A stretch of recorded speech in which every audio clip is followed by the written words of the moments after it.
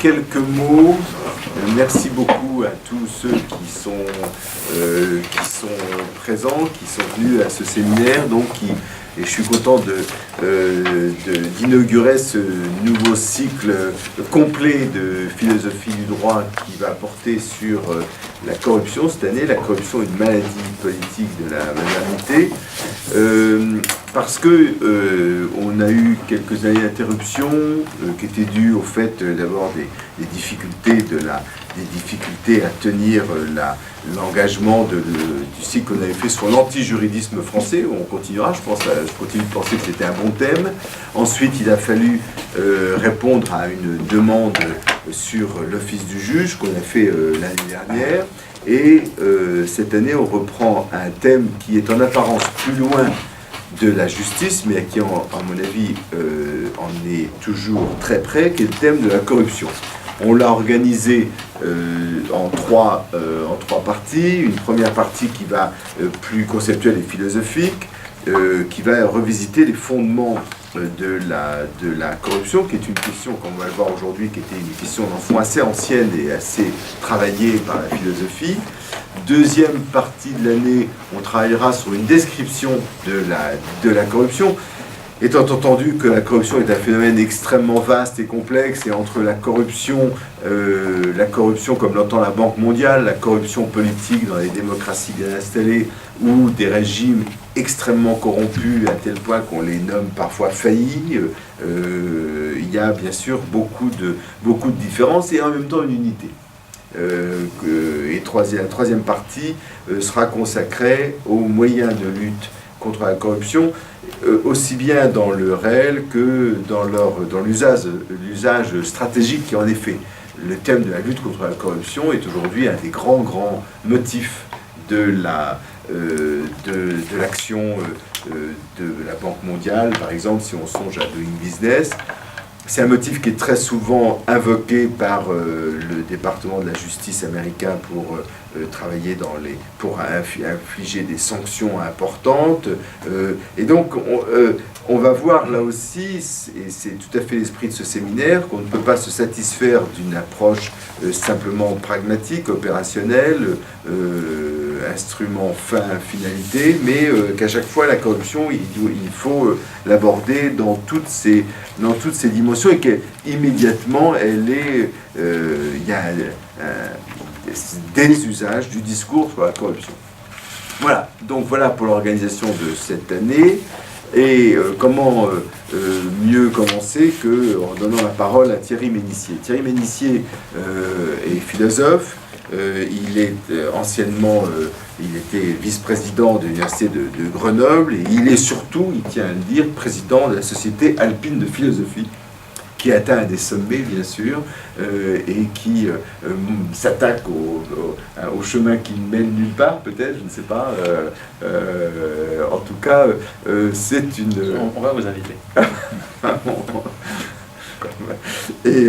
Et donc, il a surtout, et c'est comme ça que j'ai fait sa connaissance, il est antiquisant. Vous avez travaillé sur antiquisant, et donc il a écrit un article qui pour moi était extrêmement intéressant, extrêmement important sur justement l'idée de vertu et les devenirs de l'idée de vertu dans le libéralisme contemporain. Et il a travaillé sur la corruption, mais il a aussi travaillé sur d'autres auteurs comme Machiavel ou les monarchomaques Montaigne. Machiavel, pour lequel le thème de la corruption est très important, bien sûr, dans sa pensée aussi. Donc, il a publié sur un article intitulé « L'usage civique de la notion de corruption sur le républicanisme ancien et moderne », la revue Anabase, qui est vraiment un article de base pour s'orienter dans ce maquis de notions finalement qui ne sont pas très stabilisées aujourd'hui. Donc merci beaucoup d'être venus et je vous donne la parole pour... alors la règle, on prévoit jusqu'à 8 heures.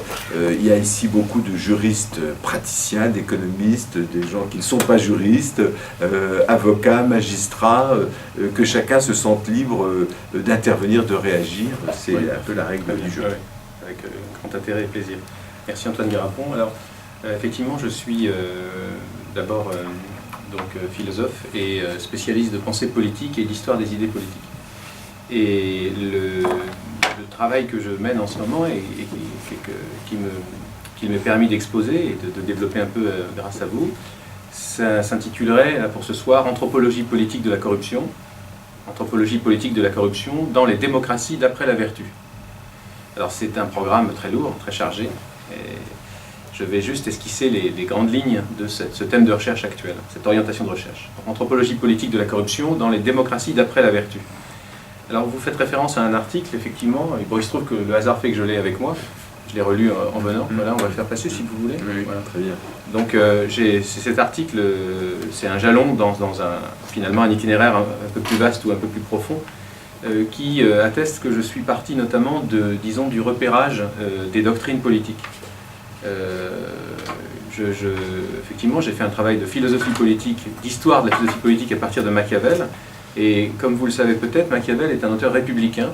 C'est un auteur qui développe un républicanisme qui n'est pas du tout celui de Rousseau, hein, qui n'est pas celui de la vertu civique telle qu'on l'entend traditionnellement, et que j'ai nommé hétérodoxe dans plusieurs publications. Voilà, c'est un républicanisme qui valorise un paradigme néo-romain, mettant au premier plan l'importance des tumultes pour penser, disons, les institutions adéquates à une vie politique favorable à la liberté et aux libertés publiques particulièrement. Et puis je me suis intéressé, je m'appesantis un peu sur mon itinéraire parce que le propos de ce soir est en relation avec cet itinéraire, vous allez voir.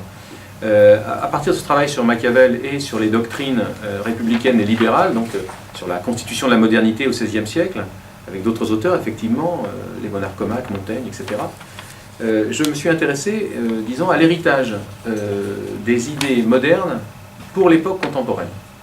Héritage des idées modernes pour l'époque contemporaine, avec des travaux sur le contrat social, sur l'idée d'empire, et puis plus récemment, et plus fondamentalement aussi pour moi, sur le système de la République, le système conceptuel de la République. Et ma question était de savoir en quoi le patrimoine théorique hérité des anciens et des modernes pouvait être transmis aux contemporains. Et j'ai développé ces idées dans une habilitation à diriger la recherche de sciences politiques, d'histoire des idées politiques, de pensée politique, qui a été publiée sous le titre « La liberté des contemporains » aux presses universitaires de Grenoble en 2011. Alors la liberté des contemporains, vous voyez, vous imaginez sans peine que j'essaie de travailler le rapport entre liberté des anciens et liberté des modernes, en réfléchissant au devenir de la vertu civique, d'après les théories politiques de référence. Et au fond, lorsque on voit pointer et se développer ensuite, s'affirmer le paradigme de l'intérêt, on s'aperçoit que l'anthropologie politique, formulée théoriquement par Hobbes et par ses successeurs, donc, transforme profondément ce que voulait dire Machiavel à partir du paradigme néo-romain. Et je me suis intéressé notamment dans cet ouvrage, et depuis cette recherche, aux apories du libéralisme, qui pourtant a triomphé. On pourrait presque dire qu'il a triomphé avec ses apories. En particulier concernant l'intérêt général, concernant la vertu civique. Alors, c'est dans ce contexte que je me suis intéressé, en philosophe politique, en spécialiste de l'histoire des idées politiques, à la corruption civique, en réfléchissant à la notion de conduite du citoyen, de discipline du citoyen, et en réfléchissant aux principes qui, normalement, orientent ces conduites selon les théoriciens, et en observant un peu la pratique dans l'histoire tout court. Et je me suis rendu compte, c'était notamment un des éléments que je proposais dans cet article, qu'on pouvait distinguer, d'après les doctrines de référence de la pensée politique, entre un usage civique de la catégorie de corruption et un usage déontologique. Cet usage civique, disons, repose sur la tentative de fournir une définition substantielle de la vertu, ou plus exactement, d'asseoir la vertu sur une conception du bien. Tandis que la conception déontologique, propre au libéralisme, eh bien, refuse, disons, de préciser la conception du bien, en laissant à tout un chacun, à chaque sujet, à chaque individu intéressé, donc le soin de définir sa propre conception du bien. On reconnaît là, évidemment, le cadre du pluralisme démocratique. Tandis que le républicanisme, et ses critiques libéraux se font fort de lui rappeler sans cesse, prône une morale civique. Alors, donc, la notion de corruption est utilisée dans les deux systèmes de pensée, mais elle n'est pas utilisée de la même manière.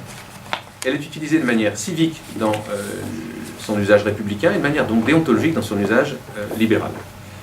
Alors, cette recherche, donc ayant déjà accouché de cette distinction, qui m'a l'air à peu près solide, c'est très significatif pour lire les doctrines politiques, pour les assigner à un camp plutôt qu'à un autre, tendanciellement, eh bien, m'a fait m'intéresser de manière croissante à ce que j'appellerais l'épistémologie de la notion de corruption.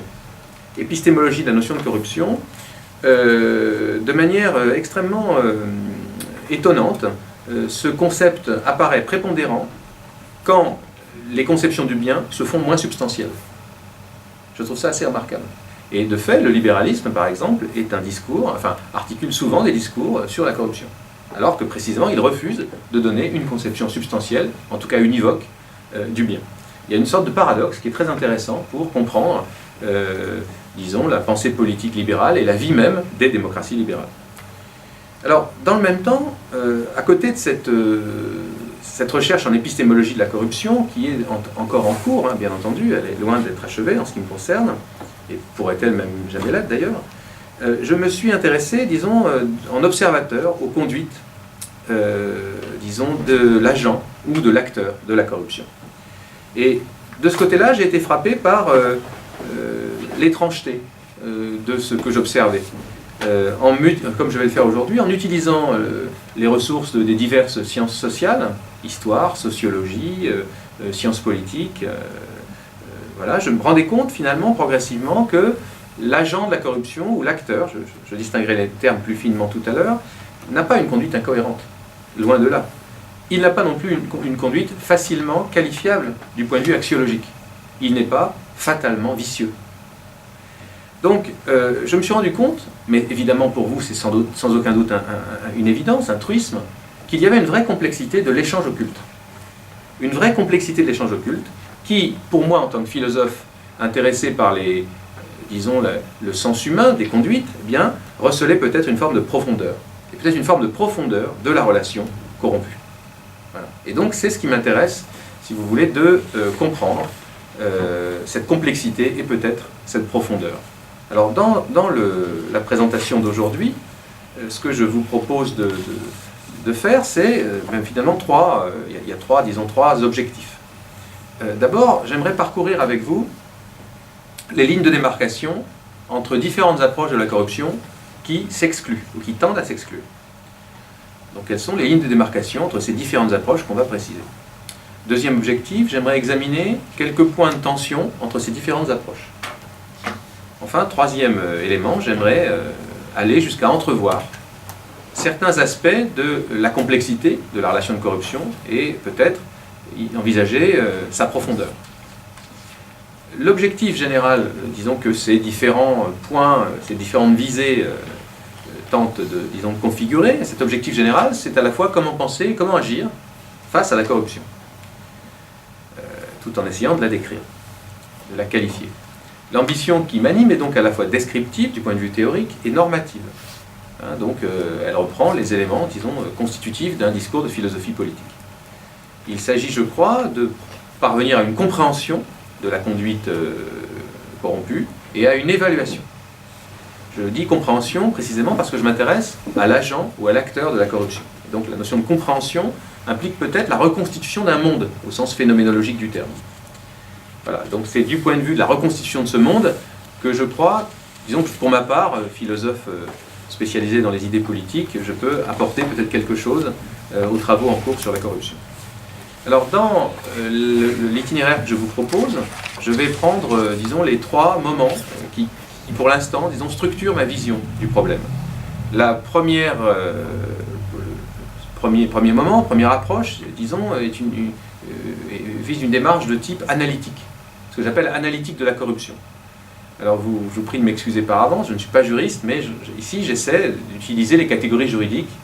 Donc vous me corrigerez, vous enrichirez mon propos, je vous en ferai faire connaissance. Analytique de la corruption, en tant que catégorie juridique, quels sont ces éléments constitutifs? Qu'est-ce qu'on entend par là?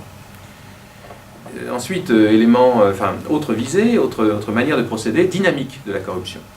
C'est la partie, disons, peut-être pour vous la plus intéressante ou la plus originale. J'essaie d'examiner la notion de corruption à travers le prisme des sciences sociales.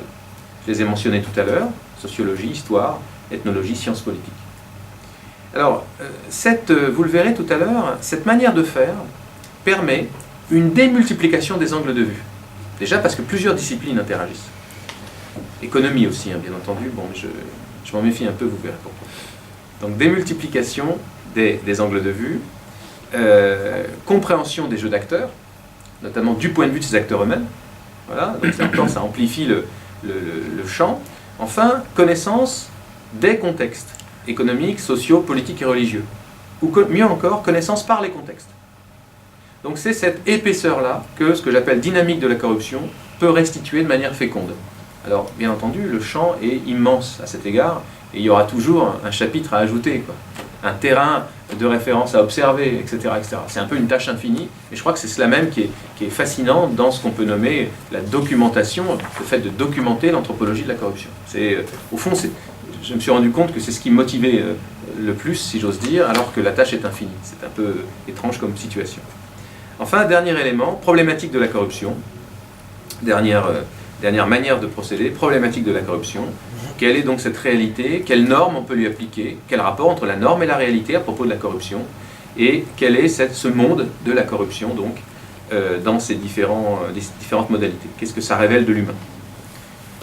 Alors, de manière fatalement rapide, hélas, mais nous enrichirons le débat, donc, première partie, analytique. Donc, de quoi s'agit-il avec la corruption? Bien entendu, au-delà des cas dans leur grande variété, dans les différents contextes, de quoi est-il question? Je pense qu'on peut dire que la corruption vise l'appropriation d'un bien privé, d'un bien public. Le rêve remplit une fonction, si vous voulez, latente, par rapport à quelque chose qui est plus manifeste. Donc, vous voyez, il s'agissait pour Merton de comparer, au fond, le fonctionnement social à l'économie psychique. Dans tous les cas, il y a un système qui, conduit à faire évoluer ce qui ne peut pas changer. La conscience résiste, le rêve introduit une sorte de jeu, dit Freud. Et bien de même, pour la corruption chez Merton, elle est nécessaire, dit Merton. C'est un échange occulte qui est nécessaire pour faire changer de manière encore secrète, non manifeste, les sociétés qui ne peuvent pas changer. Donc vous voyez, ce qui est intéressant dans cette démarche, c'est qu'il est impossible de parler de corruption en soi. La corruption est toujours située, évidemment, dans un contexte. Ce contexte est figé, et Merton dit, voilà, la corruption, c'est ce qui vient, finalement, introduire une dynamique. Alors, ainsi, beaucoup d'études analysent les situations de corruption, les documentent de manière historique très précise, ou sociologique, ou même économique, à partir de dynamiques sociales figées. Voilà. On peut prendre un exemple en ce qui nous concerne, on pourrait développer, si on avait le temps, je ne le ferai pas vraiment, l'analyse du clientélisme, de la relation clientélaire. Donc, ce qui est très intéressant, c'est de voir que dans beaucoup de systèmes, disons, hiérarchiques, féodaux, le système de la clientèle permet, disons, une dynamique sociale qui ne serait pas possible sans cela. Voilà.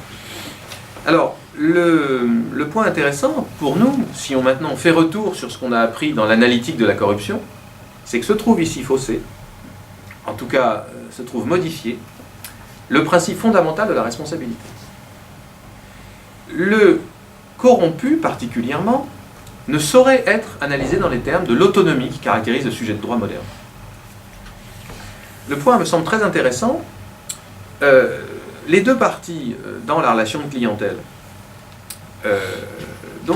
configurent ce que j'identifie comme une situation sociale, disons globale, au sein de laquelle les termes économiques ne permettent pas de l'appréhender, même s'il y a des termes économiques de l'échange, ne permettent pas de l'appréhender à son juste niveau. Ce ne sont pas réellement des biens économiques qu'échangent les deux parties, le corrupteur et le corrompu, mais plus certainement des signes qui sont liés à leurs conditions sociales, ou encore des moyens d'identification en tant qu'individu socialement déterminé. Alors donc, la relation de clientèle associe un patron et son homme. Du côté du patron, l'échange n'est pas seulement intéressé, au sens où ce dernier obtiendrait, par sa situation dans la relation, situation structurellement favorable, davantage que ce qu'il donne. Le patronage, autre nom du clientélisme, la relation de clientèle, ne se confond pas avec l'exploitation économique. Et cela pour plusieurs raisons. En premier lieu, parce que le contenu de l'échange n'est pas purement et simplement économique, et que celui-ci n'a pas pour fin directe un certain profit matériel. La relation concerne le pouvoir plutôt que l'avoir, je crois, ou plutôt plus exactement, elle désigne un échange qui regarde l'avoir en tant que moyen de transaction du pouvoir. En second lieu, le patron est lui-même, à certains égards, l'obligé du client. Le patron doit la protection au client, il s'engage implicitement à un devoir de service, et joue même dans ce devoir, chaque fois que l'occasion s'en présente, son propre statut. Un patron qui ne peut assurer la protection de son client perd ce statut, ou en tout cas fragilise sa position. Donc, par ailleurs, si elle est asymétrique, fondamentalement, la relation patron-client n'est pas unilatérale. Il faut bel et bien la concevoir de manière bilatérale. Les deux parties sont intéressées à la relation. De plus, il faut admettre que ce caractère bilatéral se fonde sur une équivoque structurelle. Pour vivre lui-même et faire vivre sa famille, le client assure pour son patron certains services. Mais au-delà des services concrètement rendus et dont il peut avoir besoin, ce que le patron recherche et gagne dans l'échange, c'est la reconnaissance de son propre statut, de la part de ses clients obligés. Alors littéralement, l'échange clientéliste réussit, reconduit le patron dans son statut. Donc il existe, je crois, deux logiques différentes à l'œuvre dans la relation clientéliste. Et tout se passe comme si une seule relation sociale recelait en elle deux rapports interindividuels, irréductibles l'un à l'autre, mais complémentaires. Tandis qu'il concerne des biens et des services dont la valeur marchande est l'objet d'une estimation permanente de la part des deux parties, on pourrait affirmer que ce qui est échangé dans la relation de clientèle ne saurait uniquement se concevoir ni en termes de valeur d'usage, ni en termes de valeur marchande, mais qu'il faut le concevoir en termes de valeur symbolique. Ce que le client donne en retour de ce que lui offre le patron est souvent sans commune mesure marchande avec ce bien. Par exemple, lorsque le patron, ça arrive souvent, nourrit la famille du client pendant une longue période. Ça semble sans rapport. Mais pour autant, le véritable objet de la transaction demeure précieux. Il s'agit de son allégeance, d'autant plus que celle-ci est souvent semi-publique. Ça se sait, finalement, de qui on est l'homme et de qui on est le patron. Ça se sait. Donc du point de vue de la valeur marchande, le patron est souvent perdant dans l'échange. Ce qu'il échange a moins de valeur marchande que ce qu'il reçoit. Du point de vue de la valeur symbolique, il en est le gagnant. Donc il y a une asymétrie de l'échange, mais qui nourrit un caractère bilatéral de la relation. L'échange de faveur et de fidélité est donc inévaluable en termes strictement économiques. Non seulement elles sont, faveur et fidélité sont inquantifiables et incommensurables l'une à l'autre, mais encore le fait que malgré tout, le rapport le plus judicieux fait l'objet d'une attention constante de la part du patron et du client, qualifie la relation, je crois, sur un autre plan qu'économique. On fait très attention à des signes dans la relation de clientèle. Voilà. Donc vous voyez, au fond, on pourrait développer, vous voyez, je me suis un peu appesanti parce que j'ai développé des analyses en quelque sorte structurelles des jeux d'acteurs dans la relation de clientèle. Et je crois qu'on ne le fait pas assez parce qu'on plaque assez fortement le paradigme utilitariste sur les conduites. Et la méthode fonctionnaliste, finalement, semble fournir une clé, par ailleurs, d'intelligence de tout système. Alors si on regarde les choses de près, il y a une sorte de profondeur de la relation qui se dégage. Alors, en tout cas, l'analyse, disons, mertonienne fournit une capacité à nous situer par-delà bien et mal. Il est intéressant de voir que le saut par rapport au monde précédent, au monde du droit, que nous sommes obligés de faire, eh bien, c'est d'entrer dans les raisons sociales et humaines de la corruption. Entrer dans ces raisons d'autant plus facilement que grâce aux études que je regroupe, vous voyez, au type d'études que je regroupe sous le terme de dynamique de la corruption, nous sommes amenés à changer de monde. Nous changeons de monde, donc nous sortons du cadre déterminé dans la modernité par le code civil et l'ensemble des codes. J'attire votre attention sur le fait que la relation de clientèle est une relation qui a vraiment préexisté à l'apparition du sujet de droit.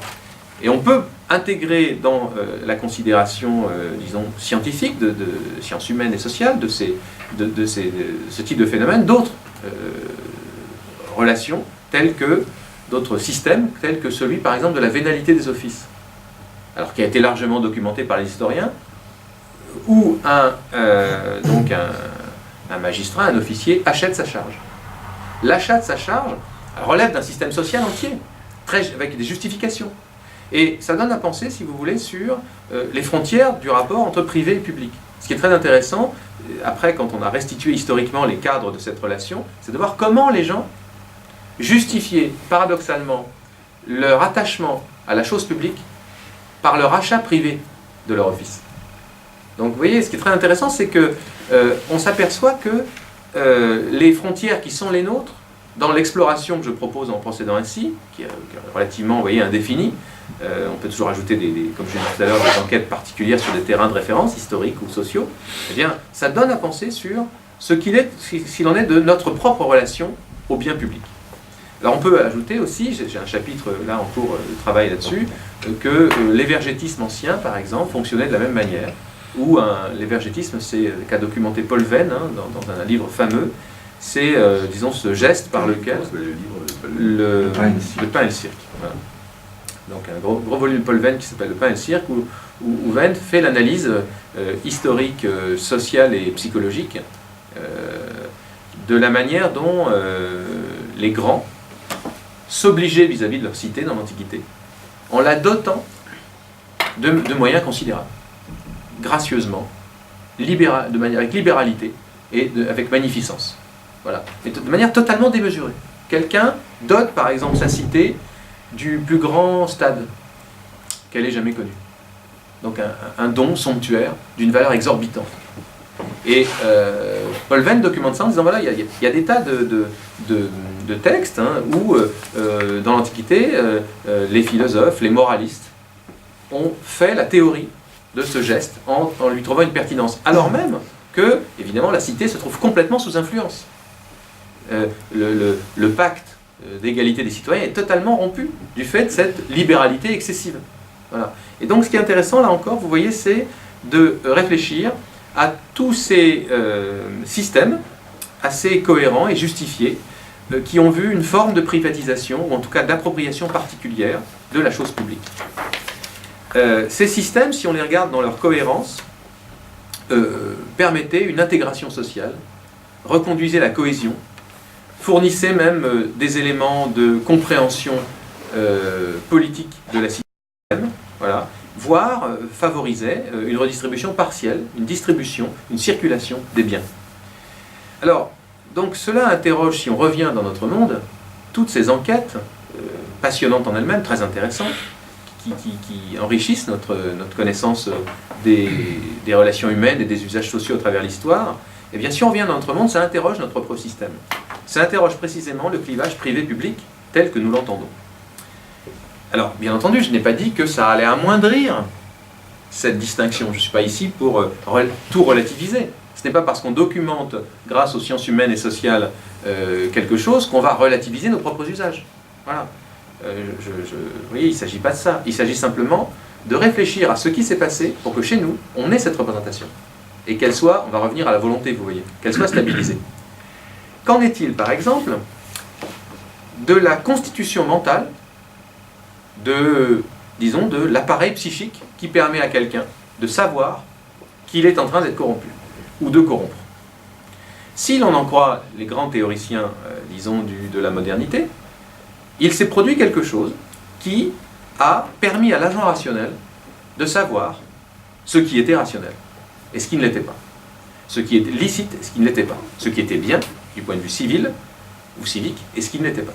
Alors ici, on peut se tourner par exemple vers Max Weber, qui explique que, eh bien, il y a un moment dans l'histoire humaine où s'impose un exercice impersonnel de l'autorité, et où la naissance de l'État correspond à l'émergence de professionnels de la politique. Ces professionnels sont intéressants parce qu'ils donnent le là, ils fournissent le modèle en termes de conduite rationnelle, licite et, disons, vertueuse. Avec Max Weber, on a affaire à une enquête sur l'émergence de l'autonomie moderne, qui survalorise, disons, la compétence légale rationnelle. Voilà. Et je suis sensible à ce que Max Weber explique comme l'émergence de l'honneur du fonctionnaire. L'honneur du fonctionnaire concerne un type de conduite qui se trouve valorisé, qui va fournir, là encore, la mesure pour le citoyen lui-même. Alors, ce qui est très intéressant, c'est donc on peut réfléchir à la transformation des mœurs du point de vue généalogique qui a permis de stabiliser notre appareil juridique, permettant lui-même de parler de corruption.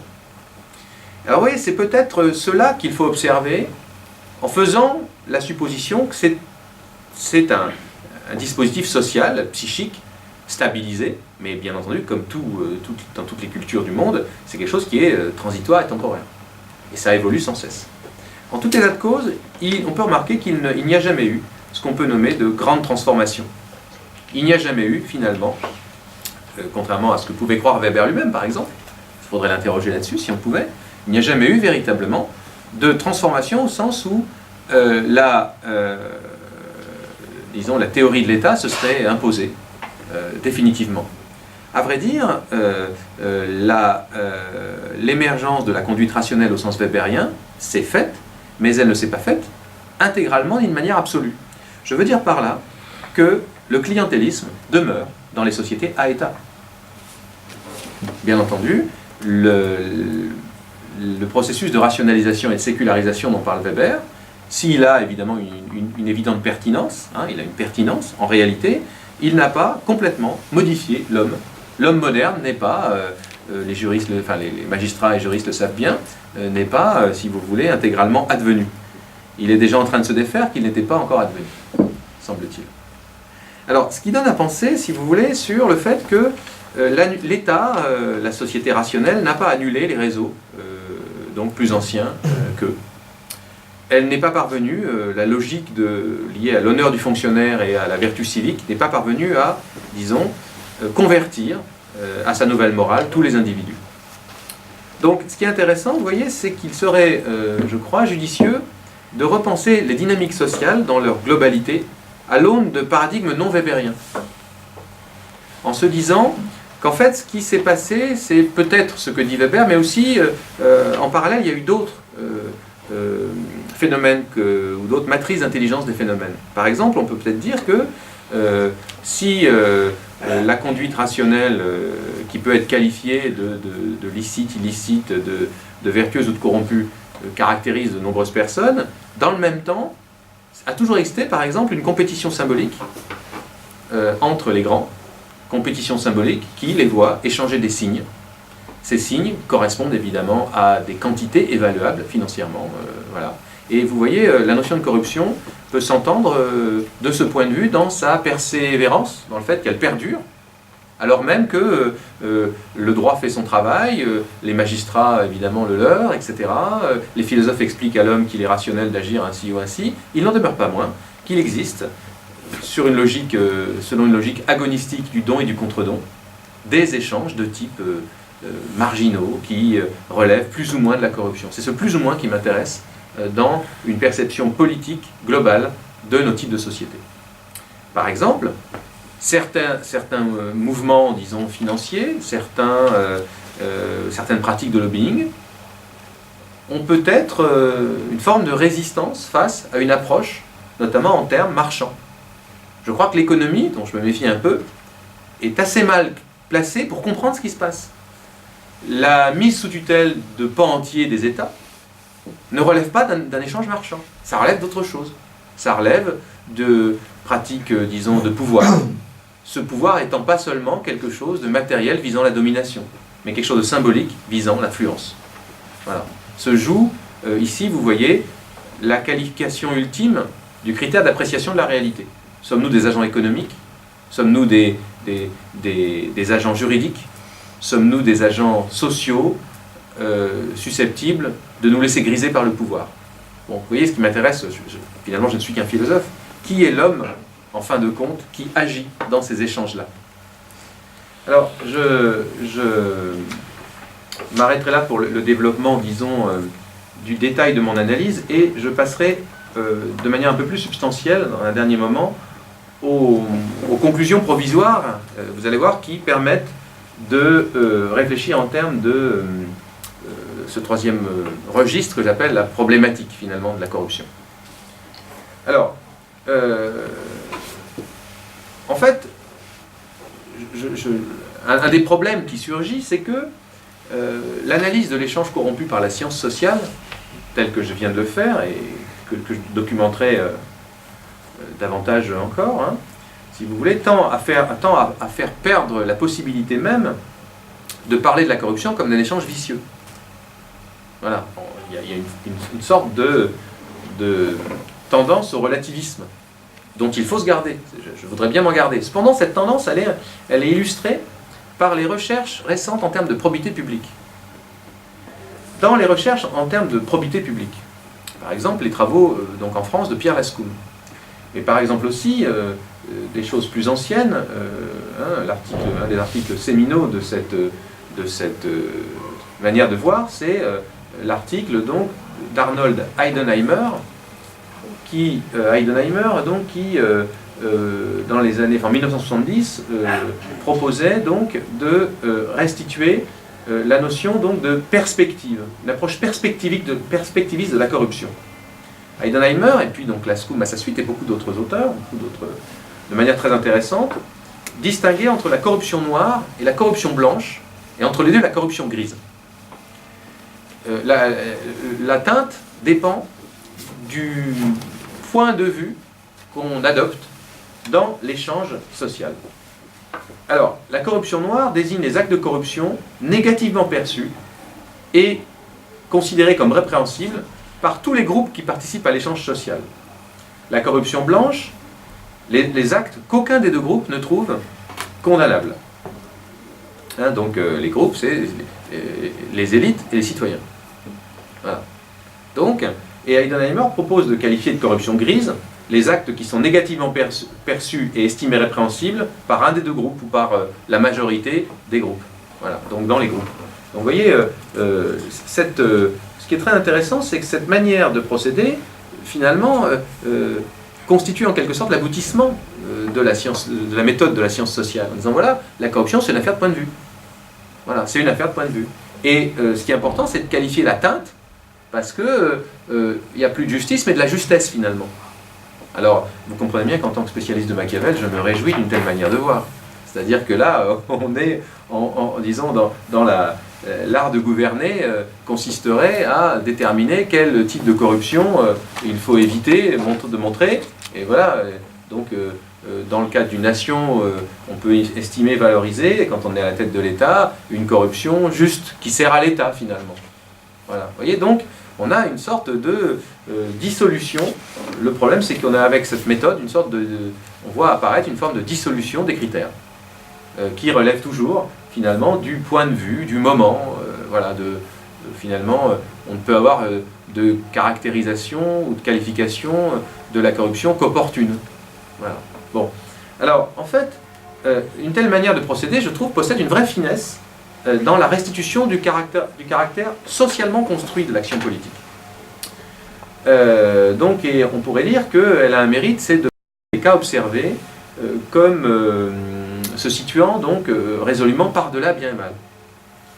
Alors, on pourrait aussi affirmer qu'elle a cependant le défaut de ses qualités. Elle permet donc de décrire adéquatement des situations, des opérations, mais évidemment, elle dissout la dimension vicieuse de cette manière de procéder. Donc, vous voyez, on pourrait dire que maintenant, si on rapproche ce qui permet de parler d'une analytique de la corruption et ce qui permet de parler d'une dynamique de la corruption, on a finalement deux systèmes mentaux. Ce que j'entends par problématique, c'est le fait de réfléchir au rapport de ces deux systèmes mentaux. On a deux systèmes mentaux qui sont l'un vis-à-vis de l'autre en termes d'incompréhension. Il y a un hiatus, si vous voulez, entre la tendance normative du droit et la fécondité descriptive de l'histoire, de la sociologie et de la science politique. Alors, tant que le hiatus entre les deux disciplines ou types de disciplines donc maintient une certaine tension entre les deux exigences, exigence normative d'une part, exigence descriptive de l'autre, on peut espérer préserver une notion de corruption qui soit à la fois stable, il s'agit de qualifier un échange illicite, occulte et vicieux, et en même temps qui soit substantiel, c'est-à-dire qu'on peut décrire des comportements. En revanche, si finalement une des deux exigences l'emporte sur l'autre, on perd quelque chose de tout point de vue. Ou bien on obtient une discipline juridique qui, ne disposant plus de l'ouverture historique nécessaire, n'est plus véritablement une science sociale. On sait, enfin, elle parle de quel sujet? De qui parle-t-elle? Sans doute d'une abstraction. Ou bien on obtient une science sociale, si vous voulez, qui, très à même de décrire les comportements, n'est plus capable de les juger, de les évaluer, ni de, disons, de décrire finalement des attitudes comme corrompues, donc autrement qu'en se référant à une appréhension subjective ou à une configuration historique donnée. Voilà. Donc, ce qui est intéressant, c'est qu'il y a, je crois, un intérêt majeur à rapprocher les deux niveaux et à les nourrir l'un par l'autre. Alors, c'est donc le premier point que je voulais souligner. Deuxième point, le fait de documenter la notion de corruption du point de vue sociologique, historique, politiste, etc., permet d'en finir avec une tendance ou une tentation qui est celle de identifier la corruption à l'altération. Identifier la corruption à l'altération en renvoyant toujours à l'idée que la corruption est une dégradation. Ce qui est toujours quelque chose d'implicite du fait du caractère polysémique et flottant de la notion de corruption. En effet, il me semble que cette identification induit une représentation particulièrement fausse et illusoire, dont on doit vraiment se garder. Elle repose en effet, cette identification, sur l'idée que la corruption renvoie à une déchéance par rapport à une situation paradigmatique qui serait meilleure ou idéale. Or, vous voyez le cheminement que j'essaie de proposer dans les sciences sociales, bon là j'ai été très schématique, hein, mais j'ai pris un exemple particulier avec la relation de clientèle, bon, bah, ça suggère que la corruption, ce qu'on entend par corruption, est moins une dégradation qu'une forme de vie. C'est une forme de vie, et qu'elle consiste en des contenus de la vie sociale où se joue quelque chose de la complexité et de la profondeur de la vie sociale des hommes. Alors, donc, c'était le deuxième point. Troisième point, on peut s'arrêter, il faudrait le faire plus longuement, mais sur la proposition que fait un politiste italien, Silvano Belligni, qui propose, donc il propose une idée remarquable avec son ouvrage le visage simoniaque du pouvoir, la corruption ou le visage simoniaque du pouvoir, il volto simoniaco del potere. Alors, cette réflexion, hein, donc, si vous voulez, permet de qualifier permet de reprendre la notion de corruption qualifiée du point de vue théologique comme simonie. Alors la simonie, je vous le rappelle, c'est le fait donc de pécher par l'achat et la vente de biens spirituels. Alors tout particulièrement, donc achat ou vente d'une charge ecclésiastique. Donc la simonie est une forme de corruption avérée, hein, extrêmement intéressante, hein, où finalement l'Église prend la place de l'État. Alors, qu'est-ce que le simoniaque acquiert contre de l'argent? Et en quoi est-ce un péché? Ce que le simoniaque acquiert, c'est donc une charge à laquelle il n'a pas droit. Pourquoi il n'y a pas droit? Parce qu'il n'en est pas digne. Il n'en est pas digne, la hiérarchie compétente, l'Église, ne l'a pas autorisé. Or, il a acheté, donc il a corrompu quelqu'un qui lui donne une charge. Alors, en fait, ce qui est très intéressant, c'est que le simoniaque entre dans une sphère, dans un lieu, où il n'a pas le droit d'entrer. Il se reconnaît une vertu, je n'ose pas dire une compétence, mais en tout cas une vertu, que la hiérarchie autorisée lui dénie. Donc le simoniaque va faire fonction, sans en avoir le droit. Ce qui est très intéressant, c'est que c'est un univers très différent de celui de l'État, puisque là, il s'agit bien d'une dimension de spiritualité. Pourquoi il n'en a pas le droit? En tout cas, si l'on en croit à l'Église et la hiérarchie ecclésiastique, il n'en est pas digne spirituellement. Donc ce qui est très intéressant, c'est que le simoniaque le sait très bien ça. Il sait très bien ça. Et le simoniaque, en quelque sorte, ce qu'il achète, ce n'est pas quelque chose qui va lui servir immédiatement. Il ne va pas croire qu'il devient spirituellement digne d'occuper cette charge. Le simoniaque acquiert non pas un être, mais un paraître. Il acquiert, moyennant donc monnaie sonnante et trébuchante, certains signes d'une fonction. Il acquiert certains signes d'une fonction. Ce que le simoniaque acquiert, en somme, ce sont des signes. la considération, la prise en compte du péché de simonie nous conduit à saisir, sous un autre angle de vue, la profondeur du rapport humain au signe. Alors, vous voyez, dans la corruption, mutatis mutandis, pourrait-on dire, il se produit une structuration des identités par le biais d'un certain rapport aux signes sociaux. Hein, non seulement, vous voyez, des signes qui sont constitués par les deux parties, voilà, l'un et l'autre acceptant un marché où il se joue véritablement une transaction où l'on acquiert non pas de l'être mais du paraître et où les parties évoluent l'un par rapport à l'autre dans un contexte social plus global. Alors pourquoi c'est intéressant cela? Parce que on a affaire à une pratique finalement assez raffinée. Une pratique assez raffinée, assez complexe, hein, qui n'en est pas moins répréhensible et vicieuse, même théologiquement vicieuse, hein, vous voyez, moralement très condamnable. Mais en même temps, ce qui est intéressant, c'est que cette considération-là nous permet, je crois, cette considération de l'humain, cette prise en compte de la complexité et de la profondeur de cette relation, nous permet d'en finir avec l'illusion moraliste, vous voyez, qui consisterait à estimer que on peut parvenir à la transparence ou à la moralisation de la vie publique. Là encore, méfions-nous beaucoup de l'inflation du discours de la corruption qui voudrait donc nous faire croire que, au fond, l'humain peut être simplement vertueux, j'insiste sur simplement, où dans la réalité de la vie sociale se jouent toujours, si vous voulez, des choses qui ne sont pas transparentes et qui révèlent une sorte d'épaisseur qu'il faut prendre en compte. Alors, une fois qu'on a opéré, vous voyez, ce voyage, en quelque sorte, qu'on a effectué ce voyage, si on revient maintenant dans les démocraties d'après la vertu. Ces démocraties d'après la vertu ne sauraient plus s'appuyer sur la représentation d'une conduite civiquement vertueuse, unique, univoque. Dans l'espace démocratique interagissent des intérêts, des conduites extrêmement variées.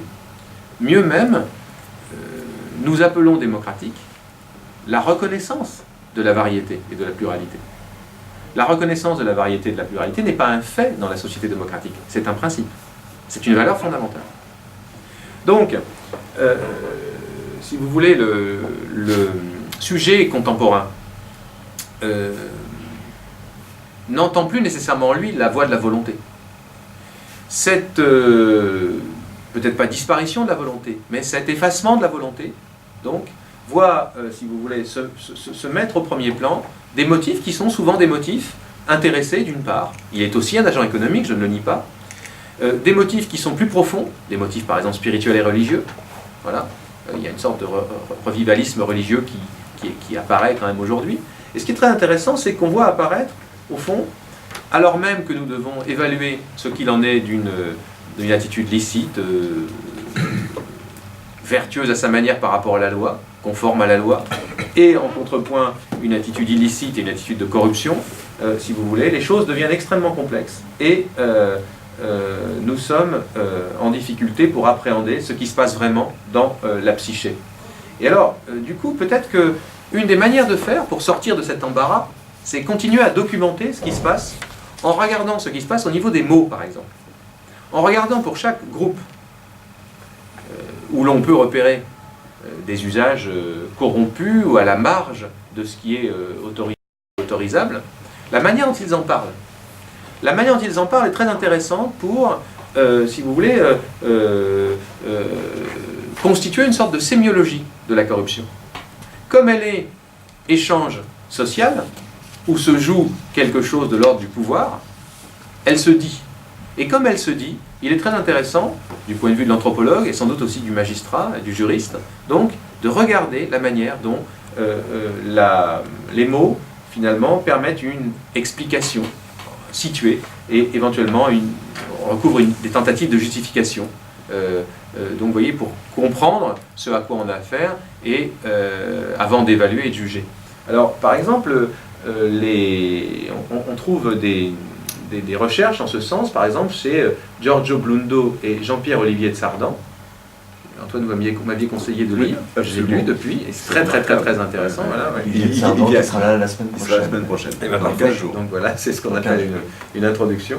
Donc voilà, où les mots veulent dire quelque chose. Alors, de plus, il est intéressant de par ailleurs, parallèlement, il est sans doute intéressant de rentrer dans une autre recherche, une recherche d'un autre type, qui est, disons, la réflexion sur l'origine de l'axiologie.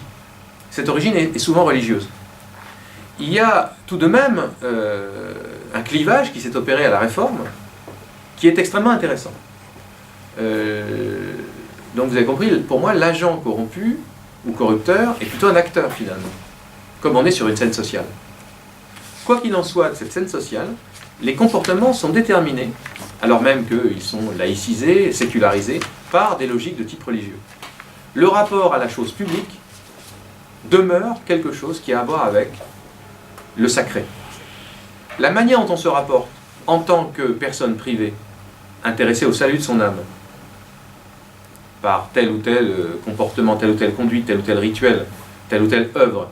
Donc la manière dont on se comporte, donc vis-à-vis de ce qui est sacré, de l'autorité suprême, est très déterminée d'une certaine manière par, disons, très marquée par des dimensions religieuses. Et je pense que ces dimensions religieuses, on les retrouve aussi dans la dimension culturelle, par le biais des mots, si vous voulez, mais aussi par le biais du rapport au sacré.